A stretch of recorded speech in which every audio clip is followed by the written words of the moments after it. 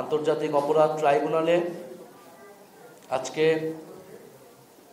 সেই মানবতা বিরোধী অপরাধের রায় এসেছে এবং আমরা সকলেই জানি সেই রায়ে খুনি স্বৈরাচারী ফ্যাসিস্ট শেখ হাসিনাকে মৃত্যুদণ্ড দেওয়া হয়েছে।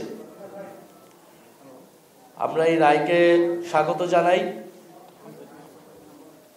আমরা মনে করি যে জুলাই আগস্টে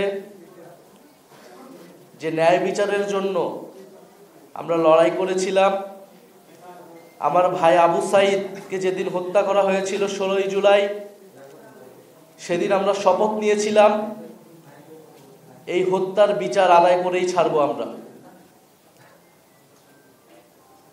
জুলাই বিপ্লবের হাজারো শহীদ এবং কয়েক হাজার আহত যোদ্ধাদের উপর যে জুলুম করা হয়েছিল, সেই জুলুমের রায় আমরা আজকে পেয়েছি।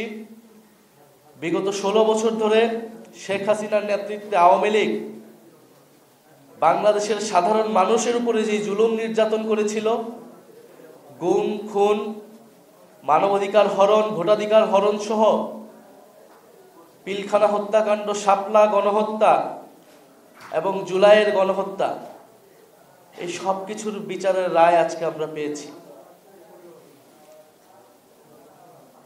আমরা এই রায়কে স্বাগত জানাই এবং আমরা মনে করি বাংলাদেশের বিচারিক ইতিহাসে এটি একটি মাইল ফলক হয়ে থাকবে।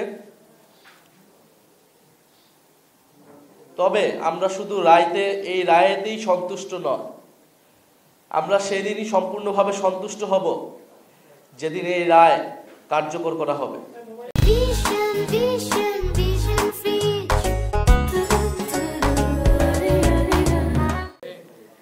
আমরা যেদিন আমাদের জীবদ্দশায় আমাদের চোখের সামনে, আমাদের এই কানে আমরা শুনতে পাবো যে শেখ হাসিনাকে ফাঁসিতে ঝুলিয়ে রায় কার্যকর করা হয়েছে, সেদিনে আমরা শান্তি পাব। সেদিনই জুলাই বিপ্লবের শহীদদের আত্মা শান্তি পাবে, শহীদ পরিবার এবং আহত যোদ্ধারা শান্তি পাবে। ফলে আমরা দাবি জানাবো, জোর দাবি জানাবো যে এই রায় দ্রুত সময়ের মধ্যে কার্যকর করতে হবে এবং অবিলম্বে দিল্লি থেকে শেখ হাসিনাকে বাংলাদেশে ফেরত আনতে হবে এবং সেটার জন্য ভূমিকা এবং কার্যকর উদ্যোগ নিতে হবে।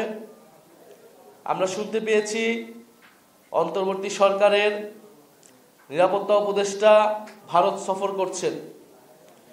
আমরা আশা করব এবং আমরা দাবি জানাবো তিনি শেখ হাসিনাকে সাথে নিয়ে বাংলাদেশে ফিরবেন। শেখ হাসিনা এখন খুন, গুম এবং গণহত্যার দায়ে দণ্ডিত অপরাধী।